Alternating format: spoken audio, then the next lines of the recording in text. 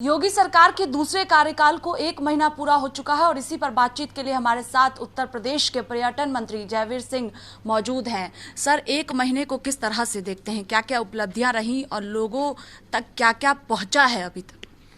देख, पहले तो उत्तर प्रदेश की जनता को इस बात के लिए आभार और धन्यवाद कि उसने आदरणीय योगी जी के 5 साल के कार्यकाल पर अपना ठप्पा दिया और ऐतिहासिक जीत दे करके पुनः योगी 2 सरकार बनवाने का काम किया। भारतीय जनता पार्टी के नेतृत्व में सरकार बनी, उसके लिए प्रदेश की जनता का कोट से आभार। इसका मतलब साफ था कि उत्तर प्रदेश की जनता प्रदेश में कानून का राज, प्रदेश के विकास योजना को पारदर्शिता से ज़मीन तक पहुंचाना, सुशासन, राशन और लोक कल्याणकारी योजनाओं का जन जन तक पहुंचाने पर ही ठप्पा लगा था। इसको हमें और बेहतरीन तरीके से योगी 2 में आगे पहुंचाने का काम करना है। रोड मैप तैयार है, गाड़ी तेज़ी से पहले ही दिन से दौड़ना शुरू हो गई है। कानून का राज हो, चाहे विकास की योजनाएं हो, चाहे पर्यटन का क्षेत्र हो, इनको बहुत मजबूती के साथ आगे ले जाने का हम लोग काम कर रहे हैं। पहले ही दिन से 100 दिन की योजना है हमारी कंप्लीट है, 6 महीने की तैयार, 2 साल में क्या है, 5 साल में क्या होगा, इसका पूरा रोड मैप बन चुका है। बहुत शीघ्र सारे 18 मिनिस्टर हैं हमारे उत्तर प्रदेश के कैबिनेट के, 18 मंडल हैं, सब लोग बहुत शीघ्र ही जा करके वहाँ रुकेंगे, 72 घंटे तक प्रवास करेंगे।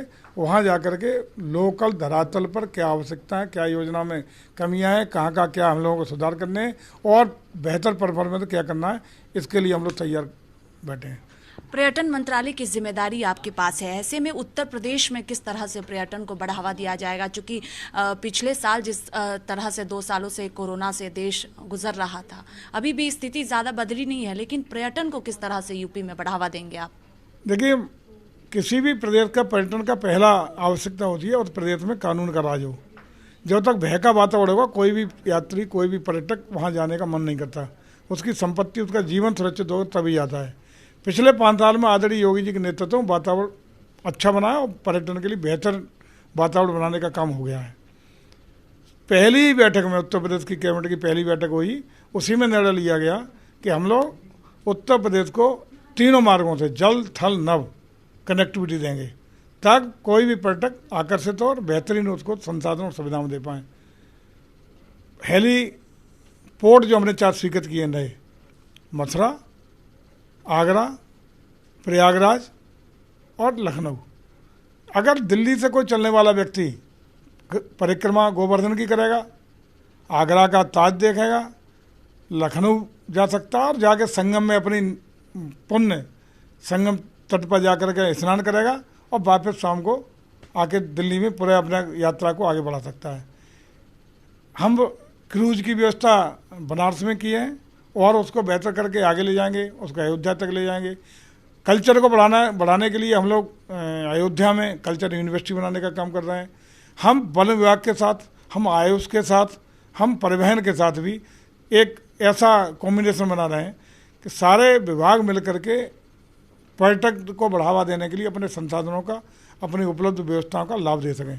हम उत्तर प्रदेश को निश्चित रूप से आने वाले दिनों में देश का सर्वोत्तम प्रदेश बनाने जा रहे हैं। हिंदुस्तान का अगर जब कदम कोई विदेशी रखेगा, देश का यात्री पर्यटक के रूप में जाना चाहेगा, तो पहली पसंद उत्तर प्रदेश उसकी बने, ये प्रयास हम बहुत कर रहे हैं और 1 साल के अंदर इसको आपको परिणाम दिखाई पड़ेंगे। 100 दिनों का लक्ष्य दिया गया था, 6 महीने का लक्ष्य दिया जाएगा। इसमें कौन सी ऐसी बातें रहेंगी पर्यटन को लेकर, संस्कृति को लेकर, जिसे सबसे पहले प्राथमिकता दी जाएगी? मैंने बताया ना, हम कनेक्टिविटी हम दे रहे हैं। हम जो इंफ्रास्ट्रक्चर अधूरे पड़े थे, जो हमारे तमाम पर्यटक केंद्रों पर अधूरे काम पड़े थे, विदिन 100 डेज लोकार्पित करेंगे।